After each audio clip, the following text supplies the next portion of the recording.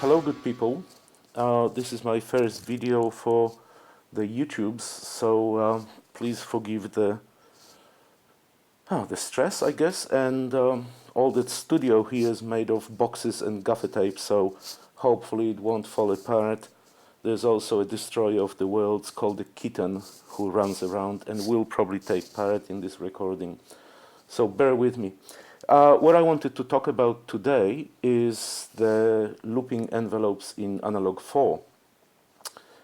I've read in many places that it's a shame that analog 4 doesn't have looping envelopes, but lo and behold,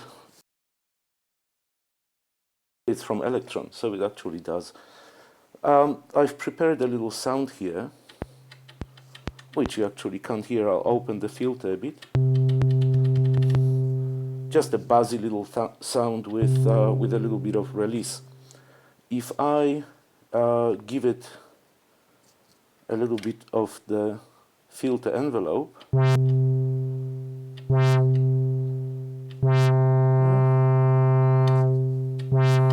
I can create something like this.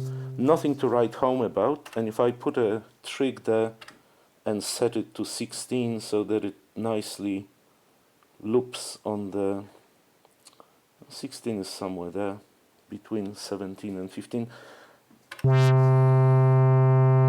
There's our envelope. Okay, now you stop this. With the envelope we can obviously tune it to whatever we want with the decay and attack, and let's see this.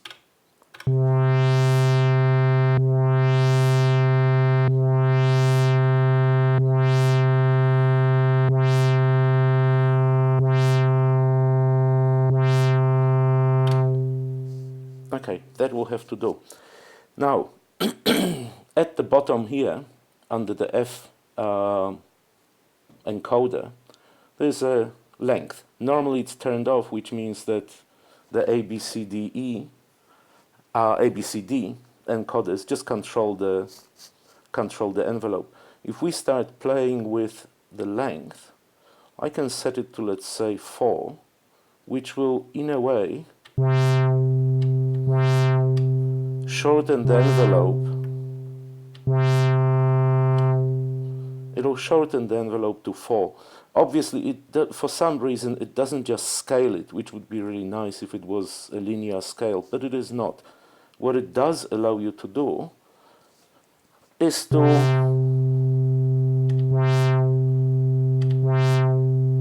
adjust your envelope to taste so that within this short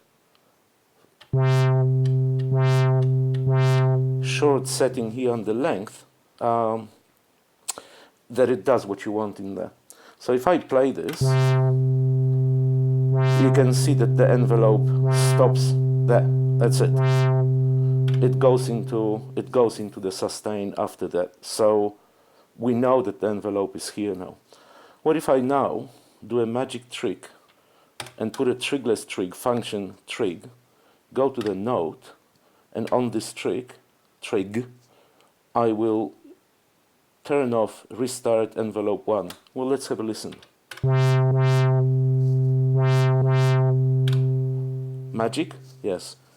Obviously, you can then drop the trigs, trigless trigs, I think modulation trigs, I don't know what they are called. You can put them wherever you want and restart your envelopes.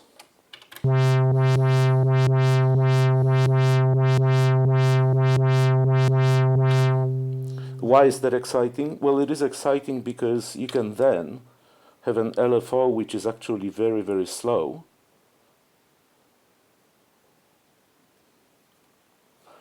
which does the frequency, I think, that is set here by default, give it some depth, and the LFO will be independent of the retrigging envelope, which is at the moment a filter envelope, but it could be anything envelope.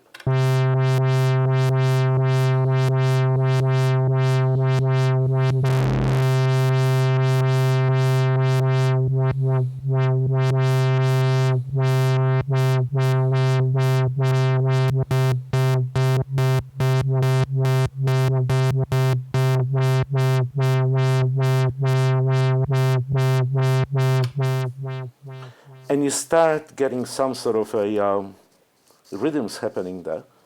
But then, just touching on another question that is often, not a question, but a statement which often says you cannot have notes longer than 64. Well, by using a little bit of magic, you actually can. Because if you set the length to 64,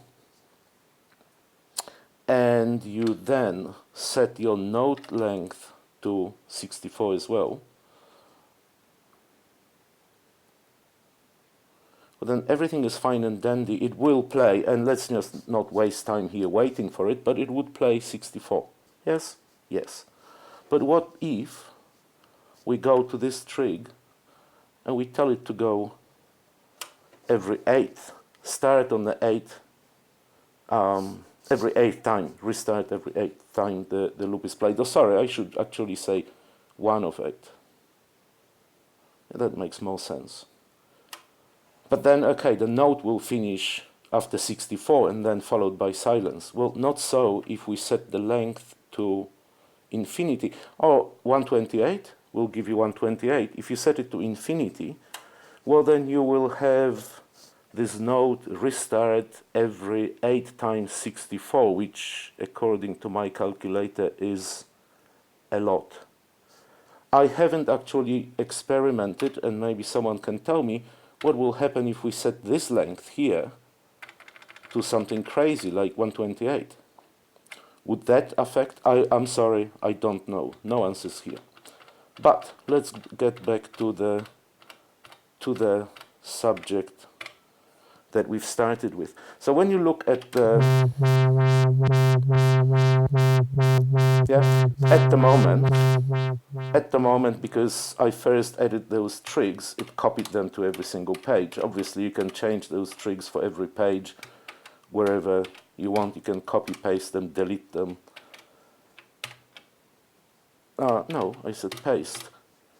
And then on every single, and this one I can just trash.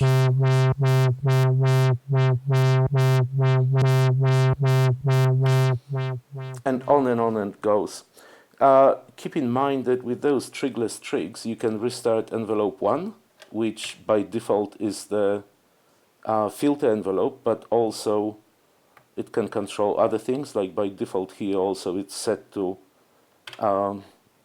control the pulse width of filter 1.